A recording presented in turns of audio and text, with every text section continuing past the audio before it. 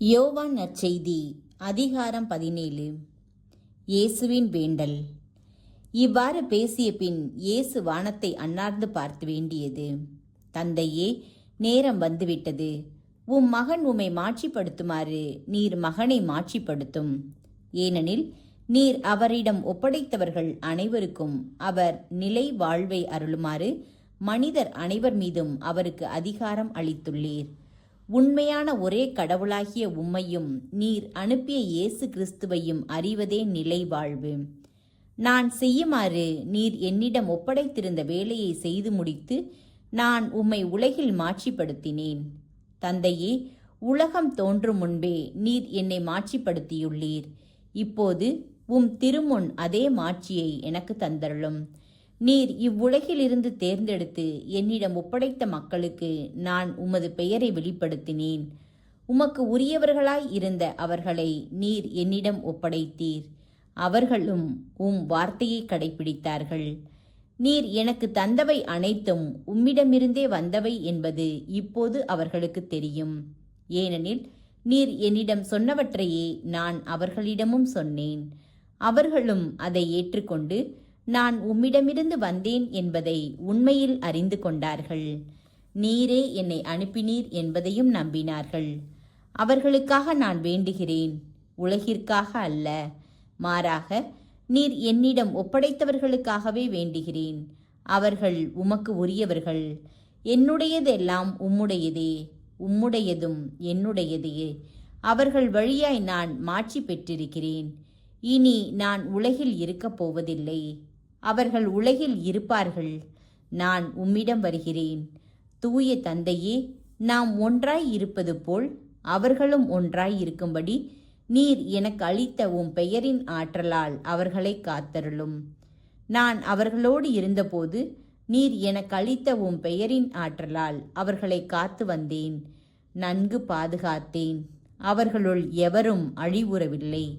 மறைநூலில் எழுதியுள்ளது நிறைவேறும் வண்ணம் அழிவுக்குரியவன் மட்டுமே அழிவுற்றான். இப்போது உம்மிடம் வருகிறேன். என் மகிழ்ச்சி அவர்களுள் நிறைவாக இருக்கும்படி நான் உலகில் இருக்கும்போதே இதை சொல்கிறேன். வார்த்தையை நான் அவர்களுக்கு அறிவித்தேன். நான் உலகை சார்ந்தவனாய் இல்லாதது போல் அவர்களும் உலகை சார்ந்தவர்கள் அல்ல. ஆதலால் உலகம் அவர்களை வெறுக்கிறது. அவர்களை உலகிலிருந்து எடுத்துவிட வேண்டுமென்று நான் வேண்டவில்லை. தீயோனிடமிருந்து அவர்களை காத்தருள வேண்டுமென்றே வேண்டுகிறேன். நான் உலகை சார்ந்தவனாய் இல்லாதது போல் அவர்களும் உலகை சார்ந்தவர்கள் அல்ல. உண்மையினால் அவர்களை உமக்கு அர்ப்பணமாக்கியருளும். உமது வார்த்தையே உண்மை. நீர் என்னை உலகிற்கு அனுப்பியது போல நானும் அவர்களை உலகிற்கு அனுப்புகிறேன். அவர்கள் உண்மையினால் உமக்கு உரியவர் ஆகும்படி அவர்களுக்காகவே என்னை உமக்கு அர்ப்பணமாக்குகிறேன். அவர்களுக்காக மட்டும் நான் வேண்டவில்லை, அவர்களுடைய வார்த்தையின் வழியாக என்னிடம் நம்பிக்கை கொள்வோருக்காகவும் வேண்டுகிறேன். எல்லாரும் ஒன்றாய் இருப்பார்களாக. தந்தையே, நீர் என்னுள்ளும் நான் உம்முள்ளும் இருப்பது போல் அவர்களும் ஒன்றாய் இருப்பார்களாக. இதனால் நீரே என்னை அனுப்பினீர் என்று உலகம் நம்பும். நாம் ஒன்றாய் இருப்பது போல் அவர்களும் ஒன்றாய் இருக்குமாறு நீர் எனக்கு அருளிய மாட்சியை நான் அவர்களுக்கு அளித்தேன். இவ்வாறு நான் அவர்களுள்ளும் நீர் என்னுள்ளும் இருப்பதால் அவர்களும் முழுமையாய் ஒன்றித்திருப்பார்களாக. இதனால் நீரே என்னை அனுப்பினீர் எனவும் நீர் என் மீது அன்பு கொண்டுள்ளது போல் அவர்கள் மீதும் அன்பு கொண்டுள்ளீர் எனவும் உலகு அறிந்து கொள்ளும்.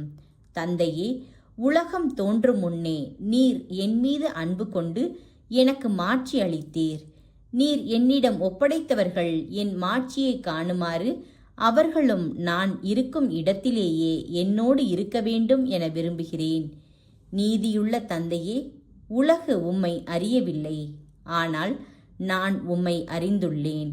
நீரே என்னை அனுப்பினீர் என அவர்களும் அறிந்து கொண்டார்கள். நான் அவர்களோடு இணைந்திருக்கவும் நீர் என் மீது கொண்டிருந்த அன்பு அவர்கள் மீது இருக்கவும் உம்மை பற்றி அவர்களுக்கு அறிவித்தேன், இன்னும் அறிவிப்பேன்.